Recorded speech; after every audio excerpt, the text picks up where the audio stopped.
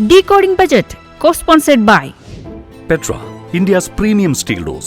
അഴകിലും ഉറപ്പിലും കാലാതീതം.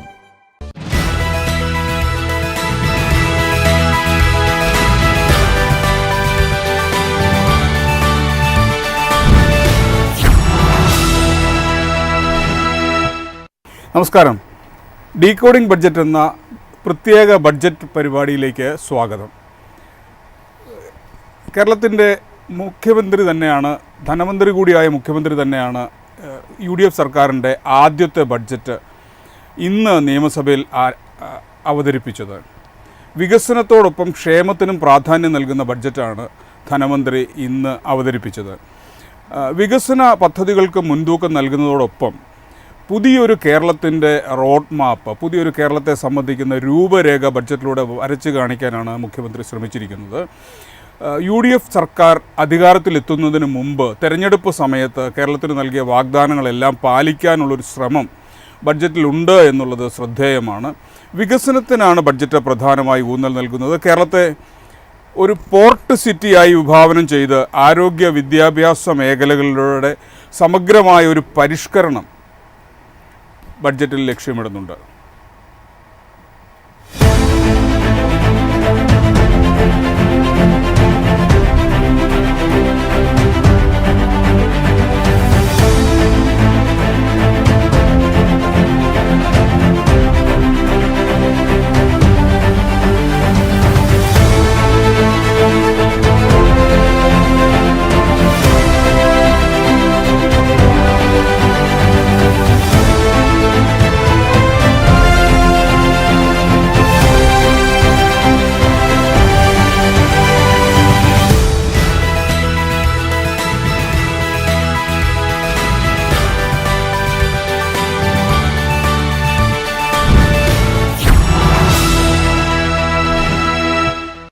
മലയാളിയുടെ ജീവിതത്തിൻ്റെ സമസ്ത മേഖലകളെയും പരാമർശിക്കുന്ന ബഡ്ജറ്റാണ് ധനമന്ത്രി അവതരിപ്പിച്ചിരിക്കുന്നത്.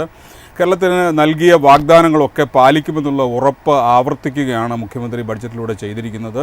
എല്ലാ വിഭാഗം ജനങ്ങളെയും പരിഗണിച്ചുകൊണ്ടുള്ള ബഡ്ജറ്റാണിത്. വയോജനങ്ങൾക്ക്, യുവജനങ്ങൾക്ക്, വിദ്യാർത്ഥികൾക്ക്, സ്ത്രീകൾക്ക് ഒക്കെ തന്നെ തൃപ്തികരമാവുന്ന രീതിയിൽ പുതിയ പ്രതീക്ഷകൾ നൽകുന്ന ഒരു ബഡ്ജറ്റാണ് അവതരിപ്പിച്ചിരിക്കുന്നത്. ഇതൊരു തുടക്കം മാത്രമാണെന്നും കേരളത്തിൻ്റെ സമഗ്ര വികസനത്തിനാവശ്യമായ നടപടികൾ തുടർന്നുണ്ടാകുമെന്നുമുള്ള ഉറപ്പ് പ്രഖ്യാപിക്കുന്ന ബഡ്ജറ്റാണ് നൽകിയിരിക്കുന്നത്.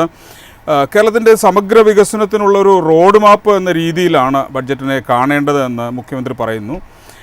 ബഡ്ജറ്റിലെ ടൂറിസം രംഗം, കാർഷിക മേഖല, വയോജന വനിതാക്ഷേമം, സ്റ്റാർട്ടപ്പുകൾ ഇതിനെല്ലാം പ്രത്യേകം പ്രാധാന്യം നൽകിയിട്ടുണ്ട്. ഉമ്മൻചാണ്ടിയുടെ പേരിൽ പ്രഖ്യാപിച്ചിരിക്കുന്ന 25 ലക്ഷം രൂപയുടെ സൗജന്യ ഇൻഷുറൻസ് ആണ് ഏറ്റവും ശ്രദ്ധേയമായ പദ്ധതി.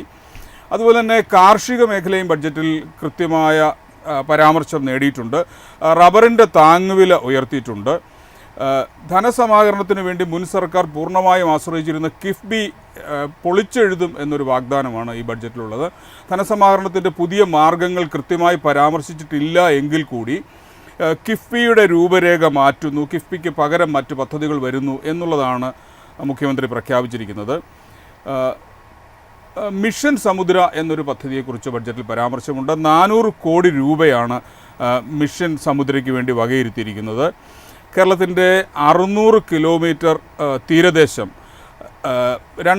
നിലവിലുള്ള 2 അന്താരാഷ്ട്ര തുറമുഖങ്ങൾ തുടങ്ങിയവയെല്ലാം സമന്വയിപ്പിച്ച് വികസനത്തിനായിട്ടൊരു പ്രത്യേക പദ്ധതി രൂപീകരിക്കും. മുഖ്യമന്ത്രിയുടെ ലക്ഷ്യം തന്നെ കേരളത്തെ ഒരു പോർട്ട് സിറ്റിയാക്കി ഉയർത്തുക എന്നുള്ളതാണ്.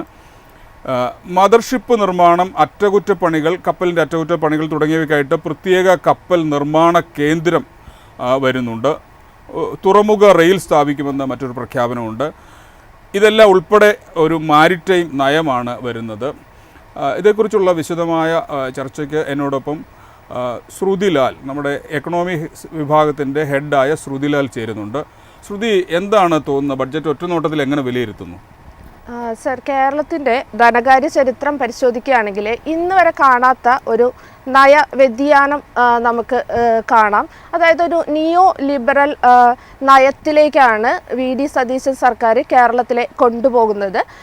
കൃത്യമായിട്ട് അതിനുള്ള പരാമർശങ്ങളും അതിനകത്ത് വന്നിട്ടുണ്ട്. അതിലേക്ക് നോക്കുകയാണെങ്കിൽ ഇപ്പം ഭവന നിർമ്മാണ മേഖലയെ സ്വാധീനിക്കുന്ന രീതിയിൽ ഭൂപരിഷ്കരണം കൊണ്ടുവന്നിട്ടുണ്ട്. അതുപോലെ മാർക്കറ്റ് ലിസ്റ്റഡ് ആയിട്ടുള്ള കാര്യങ്ങളിലേക്ക് കൂടി കേരളം മുന്നോട്ട് പോവുകയാണ് എന്നാണ് പറയുന്നത്. ഇതിലെ ഏറ്റവും പ്രധാനപ്പെട്ട ഒരു കാര്യം എന്ന് പറയുന്നത് മുനിസിപ്പൽ ബോണ്ടുകളെ കുറിച്ചുള്ളതാണ്. അതായത് പിണറായി സർക്കാരിൻ്റെ അവസാന ബജറ്റിൽ പറഞ്ഞിരുന്നതാണ് ഈ മുനിസിപ്പൽ ബോണ്ട് എന്ന് പറയുന്നത്. അതിനെ വി.ഡി. സതീശൻ സർക്കാർ സപ്പോർട്ട് ചെയ്തിട്ടുണ്ട്. അപ്പോൾ അതിലേക്ക് വരികയാണ്. ഇപ്പോൾ നമ്മൾ ലളിതമായിട്ട് പറയുകയാണെങ്കിൽ തദ്ദേശ സ്വയംഭരണ സ്ഥാപനങ്ങൾക്ക്, അതായത് മുനിസിപ്പാലിറ്റികൾക്കും കോർപ്പറേഷനുകൾക്കും ഒക്കെ ഇനി വികസനത്തിനായിട്ടുള്ള ഫണ്ട് കണ്ടെത്താൻ വേണ്ടിയിട്ട് നമ്മുടെ സംസ്ഥാന സർക്കാരിനെ ആശ്രയിക്കേണ്ട കാര്യമില്ല. പകരം മുനിസിപ്പൽ ബോണ്ട് വിപണിയിൽ ഇറക്കിക്കൊണ്ട് തന്നെ അവർക്ക് ഫണ്ട് കണ്ടെത്താം. ഇങ്ങനെ വരുമ്പോൾ നേരത്തെ ധവളപത്രത്തിൽ, അതായത് ജൂൺ 4 അവതരിപ്പിച്ച ധവളപത്രത്തിൽ വി.ഡി. സതീശൻ സർക്കാർ കിഫ്ബിയെ പൊളിച്ചു പണിയും എന്ന് പറഞ്ഞിരുന്നു. ഇന്ന് അതുപോലെ തന്നെ പ്രഖ്യാപിക്കുകയും ചെയ്തിട്ടുണ്ട്. അപ്പോൾ ആ ഒരു ഇതിൽ വരുമ്പോൾ ഈ കിഫ്ബിക്ക് പകരം ഫണ്ട് കണ്ടെത്താനുള്ള ഒരു ബദൽ മാർഗമായിട്ട് വേണമെങ്കിൽ നമുക്ക് ഈ മുനിസിപ്പൽ ബോണ്ടിനെ കാണാം. അങ്ങനെ വരികയാണെങ്കിൽ, അതായത് കിഫ്ബിക്ക് ഉണ്ടായിരുന്ന ഒരു ഡ്രോബാക്ക് ആയിട്ട് സർക്കാർ പറഞ്ഞിരുന്നത്, കേന്ദ്ര സർക്കാർ കിഫ്ബി വഴി സമാഹരിക്കുന്ന ഫണ്ടുകളെ കേന്ദ്രത്തിൻ്റെ കടപരിധിയിലേക്ക് ഉൾപ്പെടുത്തിയിരുന്നു. അങ്ങനെ വരുമ്പോൾ കേന്ദ്രത്തിൽ നിന്ന് കിട്ടുന്ന വിഹിതത്തിൽ നമുക്ക് വലിയ കുറവ് വന്നിരുന്നു.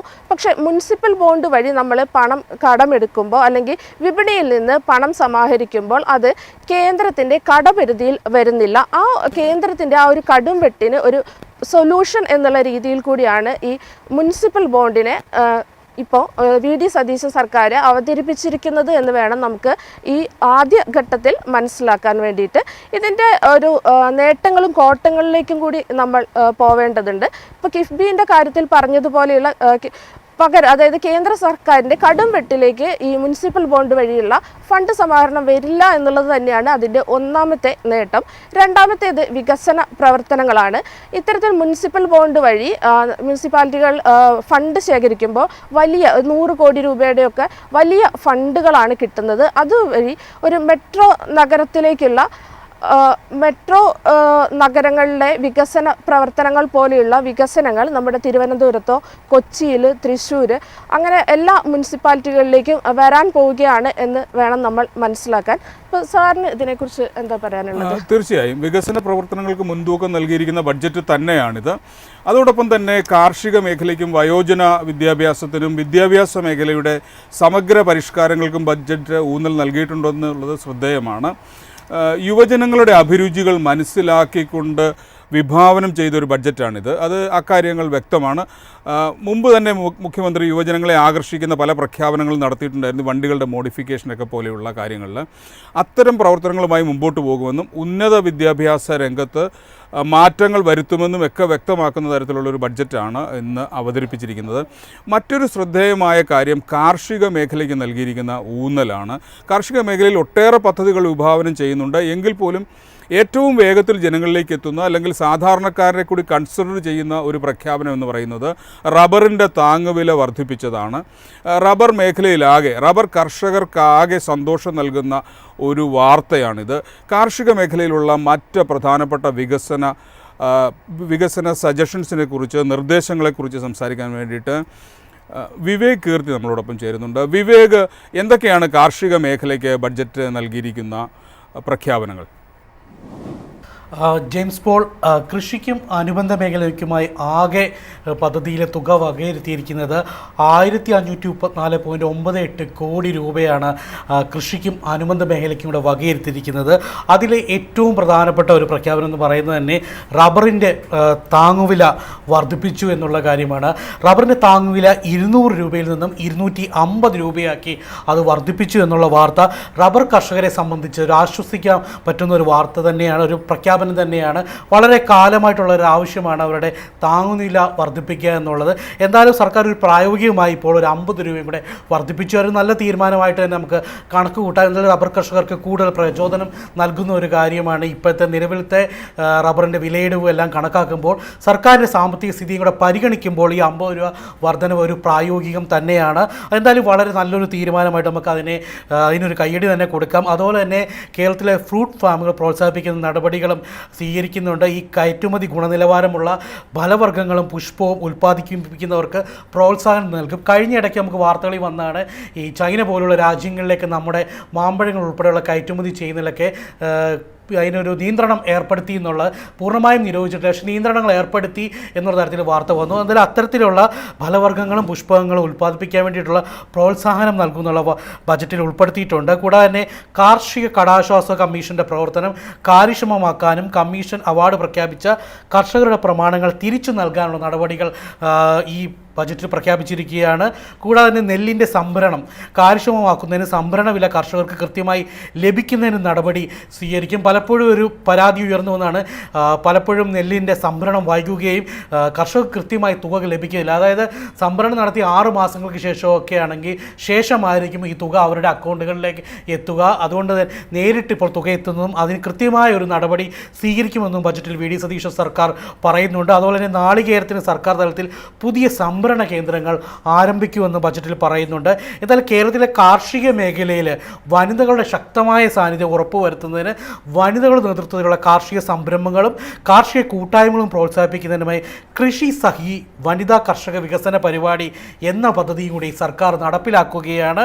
മണ്ണെണ്ണ സബ്സിഡി ഉൾപ്പെടെ വിവിധ പദ്ധതികളാണ് കാർഷിക മേഖലയ്ക്ക് വാഗ്ദാനം ചെയ്തിരിക്കുന്നത്. തീർച്ചയായും കർഷകർക്ക് ആശ്വാസം നൽകുന്ന നടപടികളാണ് ബഡ്ജറ്റിൽ വിഭാവനം ചെയ്തിരിക്കുന്നത്. റബ്ബറിൻ്റെ താങ്ങുവില ഉയർത്തിയത് മാത്രമല്ല ഒട്ടേറെ പദ്ധതികളാണ് കർഷകർക്ക് വേണ്ടി പ്രഖ്യാപിച്ചിരിക്കുന്നത്. അതുപോലെ തന്നെ കേരളത്തിൻ്റെ സമഗ്ര വികസനത്തെ ലക്ഷ്യമിടുന്ന മറ്റൊരു പ്രധാനപ്പെട്ട പ്രഖ്യാപനമാണ് സമുദ്ര മേഖലയ്ക്ക് വേണ്ടി നടത്തിയിരിക്കുന്നത്. കേരളത്തിൻ്റെ 600 കിലോമീറ്റർ തീരദേശവും ജലസ്രോതസ്സുകളും സംയോജിപ്പിച്ച് മാരിടൈം ഭൂപടത്തിൽ കേരളത്തിനെ ഒരു സമുദ്ര ശക്തിയാക്കി മാറ്റും എന്നാണ് പ്രഖ്യാപനം. മിഷൻ സമുദ്ര എന്ന പദ്ധതി കേരളത്തെ സംബന്ധിച്ച് ശ്രുതി അത് വളരെ പ്രധാനപ്പെട്ടൊരു പദ്ധതിയാണ്. കേരളത്തിൽ ഇത്രയേറെ തീരദേശവും ഇത്രയേറെ സാധ്യതകളുമുള്ളപ്പോൾ മിഷൻ സമുദ്ര എന്ന പദ്ധതി കേരളത്തെ മാറ്റിമറിക്കാൻ ഉതകുന്ന ഒരു പദ്ധതിയാണ്. എന്താണ് ശ്രുതി കരുതുന്നത്? സാർ, സാധാരണ നമ്മുടെ ബജറ്റ് വരുമ്പോൾ നമ്മുടെ സ്റ്റോക്ക് മാർക്കറ്റിനെ അങ്ങനെ വലിയ രീതിയിൽ സ്വാധീനിക്കാറില്ല.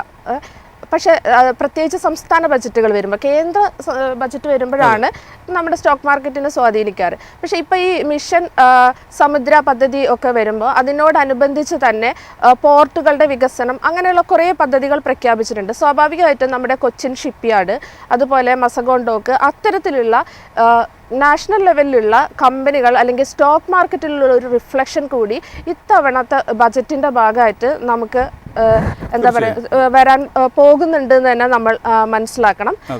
അപ്പം നമ്മൾക്കൊപ്പം ഇതുമായി ബന്ധപ്പെട്ട ഡീറ്റെയിൽസ് പറയാൻ ഡെസ്കിൽ നിന്ന് തുളസി ചേരുന്നുണ്ട്. തുളസിയിലേക്ക് പോകാം. തുളസി, മിഷൻ സമുദ്രയെക്കുറിച്ചുള്ള ബജറ്റിലെ പ്രഖ്യാപനങ്ങളെക്കുറിച്ച് എന്താണ് പറയാനുള്ളത്? ശ്രുതി, വി ഡി സതീശൻ മുഖ്യമന്ത്രിയാകുന്നതിന് മുൻപ് തന്നെ അദ്ദേഹം വിഭാവനം ചെയ്ത അല്ലെങ്കിൽ അദ്ദേഹത്തിന്റെ മനസ്സിലുള്ള പദ്ധതികളിൽ ഏറ്റവും പ്രധാനപ്പെട്ട ഒന്ന് തന്നെയായിരുന്നു മിഷൻ സമുദ്ര എന്നത്. അതായത് കേരളത്തെ സംബന്ധിച്ച് കേരളത്തിന് ഒരു വലിയ വിന്യസിച്ചിരിക്കുന്ന ഒരു കടൽ തീരമുണ്ട്. 600 കിലോമീറ്ററോളം, ഏകദേശം 600 കിലോമീറ്ററോളം നീണ്ടു നിൽക്കുന്ന ഒരു കടൽ തീരമാണ്. ഈ ഒരു മേഖലകളെ അല്ലെങ്കിൽ ഈ ഒരു സമുദ്രപാതയെ ഒന്നിച്ച് കേരളത്തിന്റെ വികസനത്തിനായി എങ്ങനെ ഉപയോഗിക്കാം എന്ന് തന്നെയാണ് മിഷൻ സമുദ്ര മുന്നോട്ട് വയ്ക്കുന്നത്. കേരളത്തെ ഇന്റർനാഷണൽ മാരിടൈം ഹബ്ബാക്കി മാറ്റുക ലക്ഷ്യമിട്ടാണ് ഇത്തരത്തിലൊരു പദ്ധതി ഇപ്പോൾ പ്രഖ്യാപിച്ചിരിക്കുന്നത്. ശരിക്കും പുതുയുഗ കേരളം ലക്ഷ്യമിട്ടുള്ള ഒരു ബജറ്റാണെന്ന് തന്നെ മുഖ്യമന്ത്രി പറഞ്ഞിരിക്കുന്നുണ്ട്. അതുപോലെ തന്നെയാണ് ഇത്തരത്തിലുള്ള വമ്പൻ വ്യാവസായിക പദ്ധതികളുടെ പ്രഖ്യാപനങ്ങളും ബജറ്റിൽ വന്നിരിക്കുന്നത്. ഒരു ഭാഗത്ത് പ്രഖ്യാപനങ്ങൾ നടക്കുന്നുണ്ടെങ്കിൽ പോലും ഇതിന്റെയൊക്കെ എവിടെ നിന്ന് ഇതിന് തുക കണ്ടെത്തും എന്നൊരു ചോദ്യം കൂടി ഒരു ഭാഗത്തുണ്ട്. എങ്കിലും നമുക്ക് ഈ പ്രഖ്യാപനത്തെ കുറിച്ചുള്ള വിവരങ്ങൾ ഒന്ന് പറഞ്ഞു പോകാം. 400 കോടി രൂപയാണ് ബജറ്റിൽ മിഷൻ സമുദ്രക്കായി ബജറ്റിൽ വകയിരുത്തിയിരിക്കുന്നത്. ഞാൻ നേരത്തെ സൂചിപ്പിച്ചതുപോലെ തന്നെ ഏകദേശം 600 കിലോമീറ്ററോളം നീണ്ടു കിടക്കുന്ന ഒരു കടൽ തീരം അല്ലെങ്കിൽ ഒരു സമുദ്രപാത കേരളത്തിനുണ്ട് എന്നതാണ്. ഇത് മികച്ച രീതിയിൽ നടപ്പാക്കാൻ കഴിഞ്ഞാൽ തന്നെ എനിക്ക് തോന്നുന്നു കേരളത്തിന്റെ മുഖച്ഛായ തന്നെ മാറ്റിമറിക്കാൻ സാധ്യതയുള്ള അല്ലെങ്കിൽ മാറ്റിമറിക്കാൻ പോകുന്ന ഒരു പദ്ധതിയായിരിക്കും മിഷൻ സമുദ്ര എന്ന് പറയുന്നത്. അതായത് വിഴിഞ്ഞം അന്താരാഷ്ട്ര തുറമുഖം, കൊച്ചി പോർട്ട്, അതുപോലെ തന്നെ ബേപ്പൂർ തുറമുഖം, ഇതിനു പുറമെയുള്ള നിരവധി ചെറുകിട വൻകിട തുറമുഖങ്ങളൊക്കെ കേരളത്തിലുണ്ട്. പല ഭാഗങ്ങളിലായി അഴീക്കൽ, ഇതൊക്കെയുണ്ട്. ഇവയെല്ലാം ഒരുമിച്ച് ചേർത്തുകൊണ്ട് ഒരു ചരക്ക് ഗതാഗത സംവിധാനം കേരളത്തിൽ സാധ്യമാക്കിയെടുക്കാൻ ഈ ഒരു പദ്ധതിയിലൂടെ സാധിക്കും എന്ന് തന്നെയാണ്. കേരളത്തെ ഒരു പോർട്ട് സിറ്റിയായി വിഭാവനം ചെയ്യുക തന്നെയാണ് ഈ ഒരു മിഷൻ സമുദ്ര കൊണ്ട് മുഖ്യമന്ത്രി അല്ലെങ്കിൽ മന്ത്രി ഉദ്ദേശിക്കുന്നത്. ഈ തുറമുഖ വകുപ്പ് കൂടി വി ഡി സതീശൻ തന്നെയാണ് കൈകാര്യം ചെയ്യുന്നത്. ഈ കേരളത്തെ ഈ റോഡ്, സമുദ്രം, റെയിൽ, ഉൾനാടൻ ജലപാത, നിർമ്മാണ മേഖല, ഗ്രീൻ ഫീൽഡ് സിറ്റി എന്നിവയെല്ലാം ബന്ധിപ്പിച്ചിട്ടുള്ള ഒരു മാരിടൈം സമ്പദ് വ്യവസ്ഥയാണ്. അങ്ങനെയാക്കി കേരളത്തെ മാറ്റുകയാണ് ഇത്തരത്തിലൊരു മിഷൻ സമുദ്ര കൊണ്ട് ലക്ഷ്യമിടുന്നത്. ശരിയാണ്, വ്യക്തമാണ്. തുളസി പറഞ്ഞതുപോലെ തന്നെ സമുദ്ര മിഷൻ ഭാവിയിലേക്കുള്ള വലിയൊരു ചുവടുവയ്പ്പായിട്ട് തന്നെ കാണേണ്ടിയിരിക്കുന്നു. ഇതൊക്കെ പറഞ്ഞപ്പോഴും കൊച്ചിയിലുള്ള വല്ലാർപാടത്തെക്കുറിച്ച് പരാമർശങ്ങളില്ല. വല്ലാർപാടവും വിഴിഞ്ഞവും തമ്മിൽ ബന്ധിപ്പിക്കുന്ന മാർഗങ്ങളെക്കുറിച്ച് പരാമർശങ്ങൾ ഉണ്ടായിട്ടില്ല എന്നുള്ള കാര്യങ്ങൾ കൂടി നമ്മൾ ഇതിൻ്റെ ഇടയിൽ കാണേണ്ടതുണ്ട്. തുളസി ചോദിച്ച മറ്റൊരു പ്രധാനപ്പെട്ട ചോദ്യം ശ്രദ്ധേയമാണ്. ഇതിനൊക്കെ എവിടെ നിന്നാണ് പണം കണ്ടെത്തേണ്ടുന്നത്? നമ്മളീ പറയുന്ന വിപുലമായ പദ്ധതികൾ ആവിഷ്കരിക്കുമ്പോഴും വൻകിട പദ്ധതികളാണ് ബഡ്ജറ്റിൽ പറയുന്നത്, കോടികളുടെ ചെലവ് വരുന്ന പദ്ധതികളാണ്. എന്നാൽ ഇവയ്ക്കൊക്കെ പണം കണ്ടെത്തേണ്ടുന്ന മാർഗ്ഗങ്ങളെക്കുറിച്ചിട്ട് ബഡ്ജറ്റിൽ പരാമർശങ്ങളില്ല. ഇപ്പം നമ്മൾ ഈ പറഞ്ഞ പോലെ തന്നെ മിഷൻ സമുദ്രയ്ക്കാണെങ്കിൽ അതിന് നീക്കിയിരുത്തിയിരിക്കുന്നത് 400 കോടി രൂപയാണ്. മാരിടൈം മ്യൂസിയം സ്ഥാപിക്കാൻ 50 കോടി രൂപയാണ്. ഇത്തരത്തിൽ മദർഷിപ്പ് നിർമ്മാണം, കപ്പലുകളുടെ അറ്റകുറ്റപ്പണികൾ നടത്തുന്നതിനുള്ള സൗകര്യങ്ങൾ, ഏവിയേഷൻ ലോജിസ്റ്റിക്സ് ഹബ്ബാക്കാൻ 200 കോടി രൂപ, ഇതൊക്കെ ബഡ്ജറ്റിൽ വകയിരുത്തുമ്പോഴും ഇതിനുള്ള തുക എവിടെ നിന്ന് കണ്ടെത്തുമെന്നൊരു ചോദ്യം അവശേഷിക്കുന്നുണ്ട്. നമ്മളോടുകൂടി ന്യൂസ് ഡെസ്കിൽ നിന്ന് തോമസ് ബേബി ചേരുന്നുണ്ട്. തോമസ്, എന്താണ് തോമസ് കരുതുന്നത്? ഇതിനുള്ള പണം കണ്ടെത്തുന്ന മാർഗങ്ങളൊന്നും ബഡ്ജറ്റിൽ പരാമർശിച്ചിട്ടില്ല. എവിടെ നിന്നാണ് പണം കണ്ടെത്താൻ ഉദ്ദേശിക്കുന്നത്? നമ്മളിപ്പോൾ ഇന്നത്തെ ബഡ്ജറ്റ് നോക്കുകയാണെങ്കിൽ ശരിയാണ്, വലിയ രീതിയിലൊരു ജനപ്രഖ്യാപനമായുള്ള സ്കീമുകളൊക്കെ ഇന്ന് പ്രഖ്യാപിക്കുകയുണ്ടായി. വലിയ രീതിയിൽ പോർട്ട് സിറ്റിയാക്കും എന്ന രീതിയിലൊരു പ്രഖ്യാപനം നമ്മൾ കണ്ടതാണ്. Knowledge economy, knowledge mission, knowledge എക്കണോമിയുമായി ബന്ധപ്പെട്ട് വലിയ രീതിയിൽ ബഡ്ജറ്റ് അലോക്കേഷൻസും നമ്മൾ കണ്ടതാണ്. എന്നാൽ ഈ ബഡ്ജറ്റിൻ്റെ ഫൈനാൻഷ്യൽസിലേക്ക് പോവുകയാണെങ്കിൽ വലിയ രീതിയിലുള്ള ചില മാറ്റങ്ങൾ നമുക്കിപ്പോൾ കാണാൻ സാധിക്കുന്നുണ്ട്. റവന്യൂ റെസീപ്റ്റ്സിൽ 7.3% ഒരു ഇടിവാണ് ഈ റിവൈസ്ഡ് എസ്റ്റിമേറ്റ്സിൽ ഇപ്പോൾ പുതിയ സർക്കാർ എക്സ്പെക്ട് ചെയ്യുന്നത്. ക്യാപിറ്റൽ റെസീപ്റ്റ്സിൽ എന്നാൽ 1.7% ഒരു ഗെയിൻ ഈ പുതിയ സർക്കാർ എക്സ്പെക്റ്റ് ചെയ്യുന്നുണ്ട്. അതിൽ ഏറ്റവും കൂടുതൽ എടുത്തു പറയേണ്ടത് ഒരു സർക്കാരിൻ്റെ ബഡ്ജറ്റിലെ ഏറ്റവും ഇമ്പോർട്ടൻറ്റ് പാർട്ടാണ് ആ സർക്കാർ എത്ര കോടി രൂപയാണ് ചെലവഴിക്കുന്നത് എന്ന്. ഈ ബഡ്ജറ്റിൽ ടോട്ടൽ എക്സ്പെൻഡിച്ചർ ആയി പറഞ്ഞിട്ടുള്ളത് 2,27,567 കോടി രൂപയാണ്. ഇത് ജനുവരിയിൽ മുമ്പത്തെ LDF സർക്കാർ പ്രസിദ്ധീകരിച്ച ബഡ്ജറ്റിൽ 2,39,907 കോടി രൂപ എന്നതിൽ നിന്നാണ് ഇപ്പോൾ ഓൾമോസ്റ്റ് 12,339 കോടി രൂപയുടെ ഒരു ഇടിവ് ടോട്ടൽ എക്സ്പെൻഡിച്ചറിൽ സർക്കാർ മുഴുവനായും ചെലവഴിക്കാൻ പോകുന്ന, ഈ ബഡ്ജറ്റ് പ്രകാരം ചെലവഴിക്കാൻ പോകുന്ന ആ ഒരു എമൗണ്ടിൽ ഒരു 5.1% ഒരു ഇടിവ് ഇപ്പോൾ നമുക്ക് കാണാൻ സാധിക്കുന്നുണ്ട്. അതിനൊരു റാഷണലായിട്ട് ഇപ്പോൾ പറയുന്നത് ടോട്ടൽ റെസീപ്റ്റ്സിൽ, വരുമാനത്തിൽ, ഒരു വരവിൽ 12,339 കോടി രൂപയുടെ ഒരു ഇടിവ് സർക്കാർ പ്രതീക്ഷിക്കുന്നുണ്ട്. നമുക്കറിയാവുന്നതാണ്, ഈ ബഡ്ജറ്റ് പ്രസംഗത്തിൽ തന്നെ പറഞ്ഞതുപോലെ ജനുവരിയിൽ പ്രസിദ്ധീകരിച്ച ബഡ്ജറ്റിൽ എക്സ്പെക്റ്റ് ചെയ്തതുപോലെ സെൻട്രൽ ട്രാൻസ്ഫറിൽ നിന്ന്, സെൻട്രൽ ഷെയറിൽ നിന്ന് അത്രയും വലിയൊരു തുക ഈ സർക്കാർ പ്രതീക്ഷിക്കുന്നില്ല. സെൻട്രൽ ട്രാൻസ്ഫറിൽ തന്നെ നോക്കുകയാണെങ്കിൽ ജനുവരിയിൽ 68,600 കോടി രൂപ പ്രതീക്ഷിച്ച ഒരു കോണ്ടെക്സ്റ്റിൽ നിന്ന് ഈ റിവൈസ്ഡ് ബഡ്ജറ്റിൽ 49,000 കോടി രൂപ മാത്രമാണ് സെൻട്രൽ ട്രാൻസ്ഫർ ആയിട്ട് ഈ സർക്കാർ പ്രതീക്ഷിക്കുന്നത്. 19,000 കോടി രൂപയുടെ ഒരു ഇടിവ് സെൻട്രൽ ട്രാൻസ്ഫറിൽ മാത്രം ഈ ബഡ്ജറ്റിൽ നമുക്ക് കാണാൻ സാധിക്കുന്നത്. സെൻട്രൽ ടാക്സിന്റെ ഷെയർ നോക്കുകയാണെങ്കിലും 4,700 കോടി രൂപയുടെ ഇടിവാണ് ഈ സർക്കാർ പ്രതീക്ഷിക്കുന്നത്. ഗ്രാൻഡ്സ് ഇൻ എയ്ഡ് എന്ന മുഖേനയുള്ള സെൻട്രൽ ഗവൺമെന്റിൽ നിന്ന് കേരള സംസ്ഥാനത്തിൽ ലഭിക്കുന്ന എമൗണ്ടിലും 14,566 കോടി രൂപയുടെ വലിയ രീതിയിലൊരു ഇടിവ് ഇപ്പോൾ ഈ സർക്കാർ പ്രതീക്ഷിക്കുന്നുണ്ട്. റവന്യൂ ഡെഫിസിറ്റ് ഗ്രാൻഡായി 16th ഫൈനാൻസ് കമ്മീഷൻ പ്രിസ്ക്രൈബ് ചെയ്തിട്ടുള്ളത് പോലെ 1 രൂപ പോലും റവന്യൂ ഡെഫിസിറ്റ് ഗ്രാൻഡ് ആയിട്ട് ലഭിക്കില്ല എന്ന കോണ്ടെക്സ്റ്റിലാണ് ഈ revised budget estimate V D Satheesan സർക്കാരിൻ്റെ ആദ്യത്തെ ബഡ്ജറ്റിൽ ഇത് എടുത്തു പറയുന്നത്. ഈ ഫണ്ട് കണ്ടെത്തുന്നതിനായി ബജറ്റിൽ പ്രഖ്യാപിച്ച ഏറ്റവും പ്രധാനപ്പെട്ട ഒരു പരിഷ്കാരം എന്ന് പറയുന്നത് അടിസ്ഥാന ഭൂനികുതി നിരക്കുകളിലെ 50% വർധനവാണ്. കൂടാതെ സർക്കാർ ഭൂമികളുടെ ലീസ് തുക കാലാനുസൃതമായി പുതുക്കി നിശ്ചയിക്കും. GST പിരിവ് കൂടുതൽ കർശനമാക്കാനും നികുതി ചോർച്ച തടയാനും നമ്മുടെ ധവളപത്രത്തിൽ നിർദ്ദേശിച്ചിരുന്നത് പോലെ പ്രത്യേക സ്ക്വാഡുകൾ രൂപീകരിക്കുന്നുണ്ട്. ഈ നികുതി പരിഷ്കാരങ്ങളിലൂടെ ഏകദേശം 3000 മുതൽ 4000 കോടി രൂപയുടെ അധിക ആഭ്യന്തര വരുമാനമാണ് സർക്കാർ ലക്ഷ്യമിടുന്നത്. അതുപോലെ തന്നെ ബജറ്റ് ഇതര നിക്ഷേപങ്ങളും CSR ഫണ്ടിങ്ങും ഒക്കെ ഇതിനായിട്ട് ഉപയോഗിക്കുമെന്നാണ് ഇന്ന് ബജറ്റിൽ പ്രഖ്യാപിച്ചിരിക്കുന്നത്. സാമൂഹിക ക്ഷേമ പദ്ധതികൾക്കും അടിസ്ഥാന സൗകര്യ വികസനത്തിനും ആവശ്യമായ തുക പൂർണ്ണമായും സർക്കാർ ഖജനാവിൽ നിന്ന് ചെലവഴിക്കുന്ന രീതിക്കാണ് ഈ പുതിയ ബജറ്റ് മാറ്റം കൊണ്ടുവരുന്നത്. വൺ കേരള കരുതൽ മിഷൻ പോലുള്ള വൻകിട സാമൂഹിക പദ്ധതികൾക്ക് വൻകിട കോർപ്പറേറ്റുകളുടെ CSR ഫണ്ടുകൾ നിയമപരമായി സമാഹരിച്ച് ഉപയോഗിക്കുമെന്നാണ് ബജറ്റ് വ്യക്തമാക്കിയിരിക്കുന്നത്. ഇതുവഴി ആരോഗ്യ വിദ്യാഭ്യാസ മേഖലകളിൽ ഖജനാവിന് വലിയ ചെലവ് വരില്ല എന്നുള്ളതാണ് അതിൻ്റെ പ്രധാനപ്പെട്ട ഒരു നേട്ടം എന്ന് പറയുന്നത്. അതുപോലെ ലാൻഡ് ബാങ്ക് പദ്ധതി, അതായത് രണ്ടാം ഭൂപരിഷ്കരണം കൊണ്ടുവരികയാണ് ഇവിടെ. അപ്പോൾ ഡിജിറ്റൽ ലാൻഡ് ബാങ്ക് എന്നിവ വഴി ഉപയോഗശൂന്യമായി കിടക്കുന്ന സർക്കാർ ഭൂമി തരംതിരിച്ച് ഇൻവെസ്റ്റ് കേരള സെൽ വഴി വൻകിട സ്വകാര്യ നിക്ഷേപകരിലേക്ക് എത്തിക്കും. ഇതുവഴി വികസന പ്രൊജക്റ്റുകൾക്ക് സർക്കാർ പണം ചെലവഴിക്കേണ്ടി വരുന്നില്ല എന്നുള്ളൊരു നേട്ടം കൂടിയുണ്ട്. ഇങ്ങനെയും ഒരു ഫണ്ട് സമാഹരണത്തിന് സർക്കാർ ശ്രമിക്കുന്നു എന്നാണ് ബജറ്റ് പ്രഖ്യാപനങ്ങളിൽ നിന്ന് മനസ്സിലാക്കാൻ പറ്റുന്നത്. നാലാമതായിട്ട് നമുക്ക് പറയാൻ പറ്റുന്നത് മുനിസിപ്പൽ ബോണ്ടുകളും തദ്ദേശീയമായിട്ടുള്ള കടമെടുപ്പുമാണ്. വൻകിട പ്രാദേശിക വികസന പ്രൊജക്റ്റുകളുടെ സാമ്പത്തിക ബാധ്യത സാധാരണ സംസ്ഥാന സർക്കാരുകളിലേക്കാണ് വരുന്നത്. അതിന് പകരം ആ ഉത്തരവാദിത്തം ഇനി മുതൽ തദ്ദേശ സ്ഥാപനങ്ങൾക്ക് കൈമാറും എന്നാണ് സർക്കാർ ഇപ്പോൾ പറഞ്ഞിരിക്കുന്നത്. 7ാം സംസ്ഥാന ധനകാര്യ കമ്മീഷന്റെ ശുപാർശകൾ അംഗീകരിച്ചുകൊണ്ടാണ് മുനിസിപ്പാലിറ്റികൾക്കും കോർപ്പറേഷനുകൾക്കും വിപണിയിൽ നിന്ന് പണം സമാഹരിക്കാൻ മുനിസിപ്പൽ ബോണ്ടുകൾ ഇറക്കാൻ അനുവാദം നൽകിയിട്ടുള്ളത്. കൂടാതെ വലിയ ഗ്രാമീണ പ്രൊജക്റ്റുകൾക്കായി വായ്പ എടുക്കാൻ ഗ്രാമപഞ്ചായത്തുകൾക്കും അനുമതിയുണ്ട്. ഇതുവഴി വലിയ തുകയുടെ വികസന ആവശ്യങ്ങൾ സംസ്ഥാന ബജറ്റിൽ നിന്നും ഒഴിവാക്കി നിർത്താൻ സർക്കാരിന് സാധിക്കും. ചുരുക്കത്തിൽ കേന്ദ്ര വിഹിതത്തിലുണ്ടായ ഈ 20,500 കോടിയുടെ ഒരു കുറവ് പരിഹരിക്കാൻ കേരള സർക്കാർ ഒരു ഇരട്ട സ്ട്രാറ്റജി ആണ് നോക്കുന്നത് എന്ന് വേണം നമ്മൾ മനസ്സിലാക്കാൻ. കേരളത്തിൽ പൊതുമേഖലാ സ്ഥാപനങ്ങളുടെ കയ്യിൽ വിവിധ സർക്കാർ വകുപ്പുകളുടെ പക്കലുമായി വലിയ തോതിൽ ഭൂമി ഉപയോഗശൂന്യമായി കിടക്കുന്നുണ്ട്.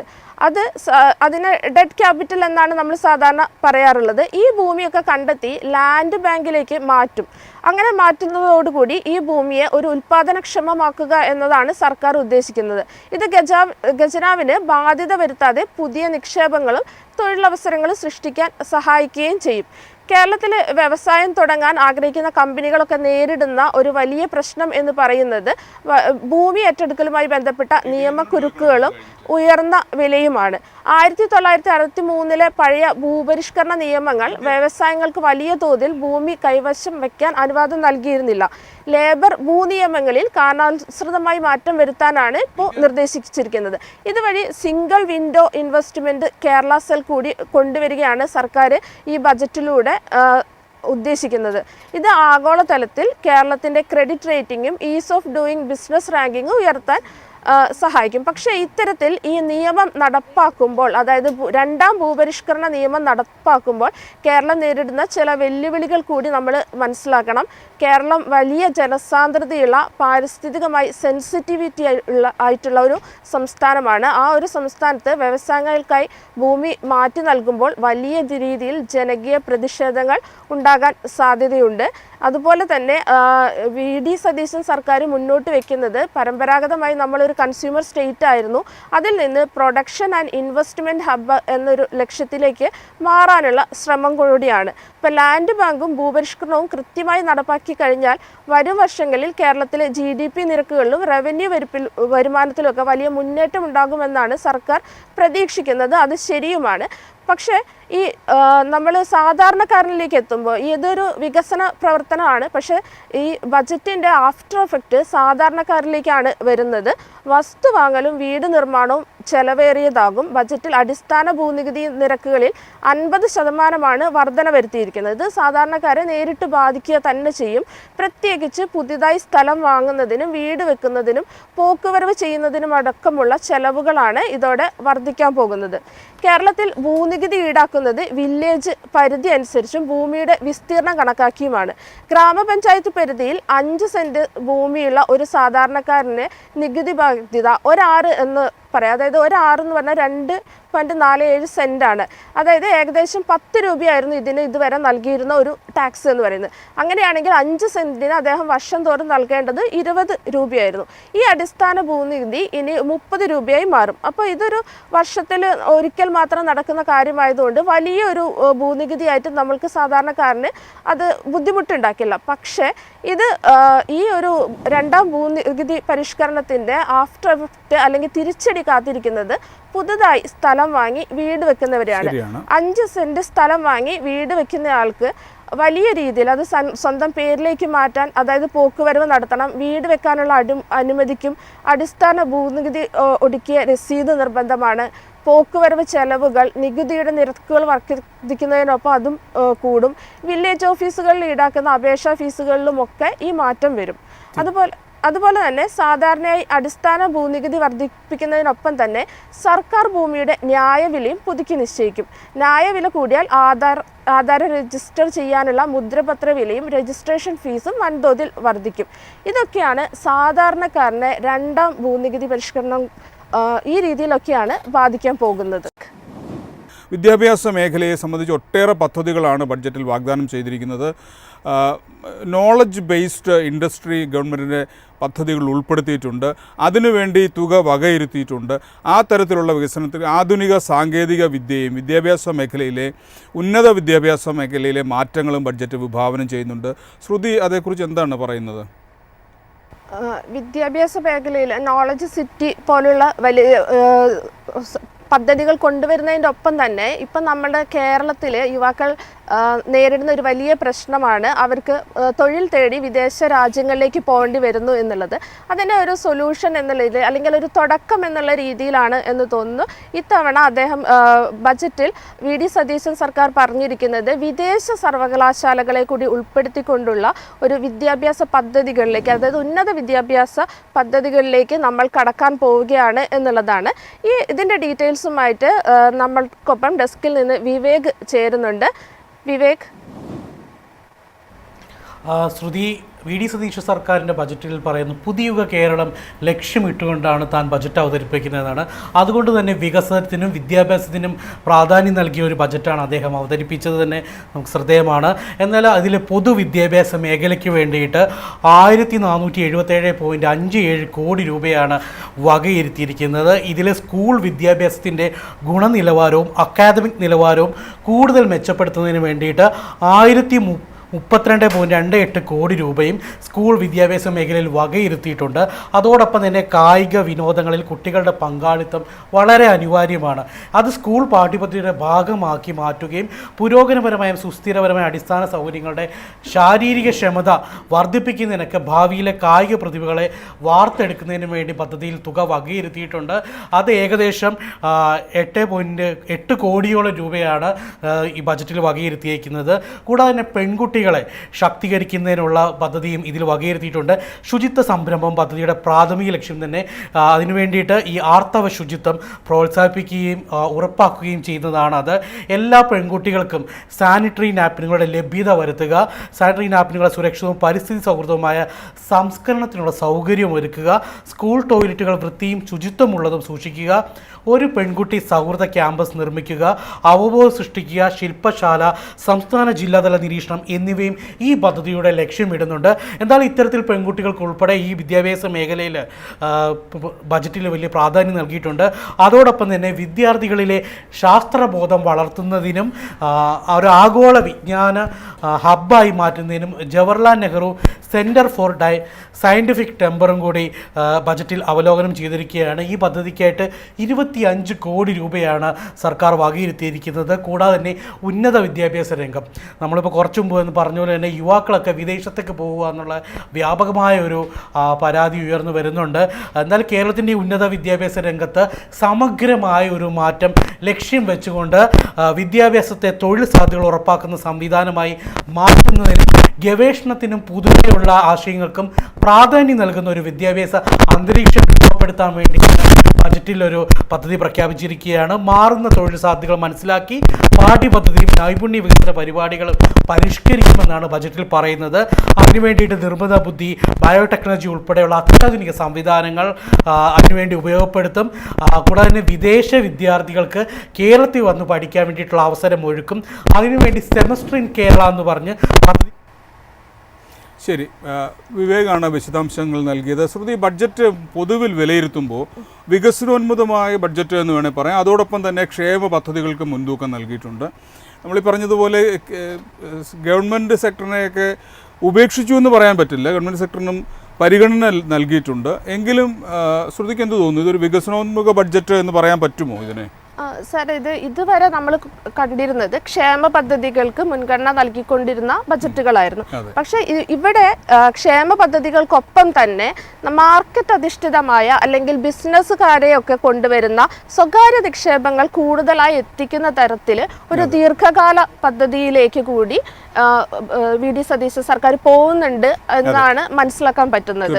അതിന്റെ ഒരു ഉദാഹരണമാണ് ഈ ബോണ്ടുകൾ, അതായത് മുനിസിപ്പൽ ബോണ്ട്, അത് CSR ബോണ്ടുകൾ, ഇത്തരത്തിലുള്ള കാര്യങ്ങളൊക്കെ വരുന്നതിന്റെ ഈ ബജറ്റിലെ പ്രഖ്യാപനത്തിൽ നിന്ന് അത് മനസ്സിലാക്കാൻ പറ്റുന്നുണ്ട്. അതെ അതെ, അതായത് വ്യവസായ നിക്ഷേപം ആകർഷിക്കാനും സ്വകാര്യ പങ്കാളിത്തം ഉറപ്പുവരുത്താനും അതുപോലെ തന്നെ ഭൂമി നിയമങ്ങളിൽ വരുത്തുന്ന മാറ്റങ്ങളും ഇതൊക്കെ വളരെ പ്രോഗ്രസീവായ ഒരു രീതിയായിട്ട് വേണ്ടേ അതിനെയൊക്കെ കാണാനായിട്ട്.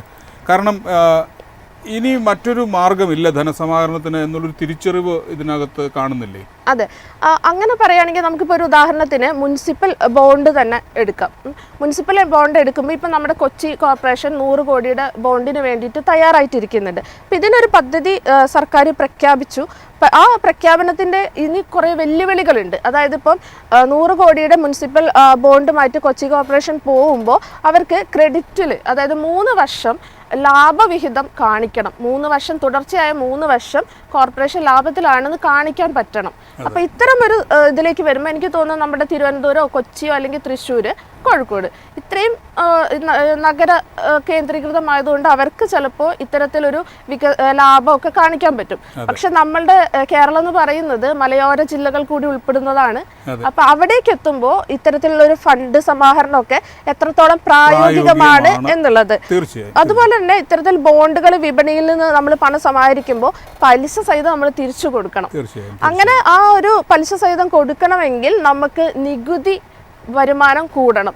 അപ്പം മുനിസിപ്പാലിറ്റികളൊക്കെ ആകുമ്പോൾ എനിക്ക് തോന്നുന്നു കെട്ടിട നികുതിയോ തൊഴിൽ നികുതിയോ ഒക്കെ ആയിട്ട് നമ്മുടെ കയ്യിൽ നിന്ന് തന്നെ അത് പിരിക്കാനാണ് സാധ്യത. അതുപോലെ എനിക്ക് തോന്നുന്നു സാർ, ഇപ്പം നമ്മുടെ കുടിവെള്ളം, അതുപോലെ നമ്മുടെ പാർക്ക്, ഇതൊക്കെ നമുക്കിപ്പോൾ ഫ്രീ ആണ്. നമ്മുടെ മുനിസിപ്പാലിറ്റിയിലും വാർഡിലും ഒക്കെ നമുക്ക് ഫ്രീ ആയിട്ട് യൂസ് ചെയ്യാം. പക്ഷേ ഇത്തരത്തിലൊരു ബോണ്ടൊക്കെ വരുമ്പോൾ, ബോണ്ടിൽ നിന്ന് വരുമാനം കണ്ടെത്തേണ്ടിയൊക്കെ അതിൻ്റെ തിരിച്ചടവൊക്കെ വരുമ്പോൾ സ്വാഭാവികമായിട്ടും ഇതിനൊക്കെ ഒരു യൂസർ ഫീ വരാനുള്ള സാധ്യതകളുണ്ട്. അപ്പോൾ വികസനത്തിനൊപ്പം നമുക്കൊരു നികുതി ഭാരം ജനങ്ങളിലേക്ക് തന്നെയാണ് വരിക. അത് ഏത് രീതിയിൽ വരും എന്നുള്ളതാണ് ഇനി നമ്മൾ കാത്തിരുന്ന് കാണേണ്ടത്. ഈ ബഡ്ജറ്റിൽ അധിക നികുതി ഭാരം അടിച്ചേൽപ്പിക്കുന്നില്ല, മറ്റൊരു ബാധ്യതയും ജനങ്ങളുടെ മേൽ അടിച്ചേൽപ്പിക്കാത്ത തരത്തിലാണ് ബഡ്ജറ്റ് അവതരിപ്പിച്ചിരിക്കുന്നത്. നമ്മളിത് മൊത്തത്തിൽ നോക്കുമ്പോൾ കേരളത്തെ ഒരു പോർട്ട് സിറ്റിയായി വിഭാവനം ചെയ്ത് ആരോഗ്യ വിദ്യാഭ്യാസ മേഖലകൾ ഉൾപ്പെടെ നടപ്പാക്കാൻ പോകുന്ന പരീക്ഷണത്തെ പുതിയൊരു കേരളത്തെ സർക്കാർ സ്വപ്നം കാണുകയാണ്. അത് എത്രമാത്രം യാഥാർത്ഥ്യമാകുമെന്ന് വരും ദിവസങ്ങളിൽ മാത്രമേ വ്യക്തമാവുകയുള്ളൂ. ബഡ്ജറ്റിൻ്റെ വിശദമായ വിശകലനങ്ങളുമായി ഇന്ന് വൈകിട്ട് 4 മണിക്ക് വീണ്ടും കാണാം. നമസ്കാരം.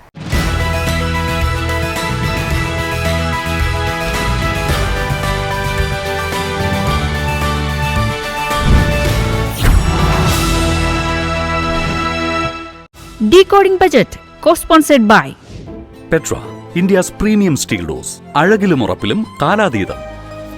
എളുപ്പത്തിൽ സമ്പാദ്യം വളർത്താം. ഇന്ന് തന്നെ മൈഫിൻ TV ആപ്പ് ഡൗൺലോഡ് ചെയ്യൂ.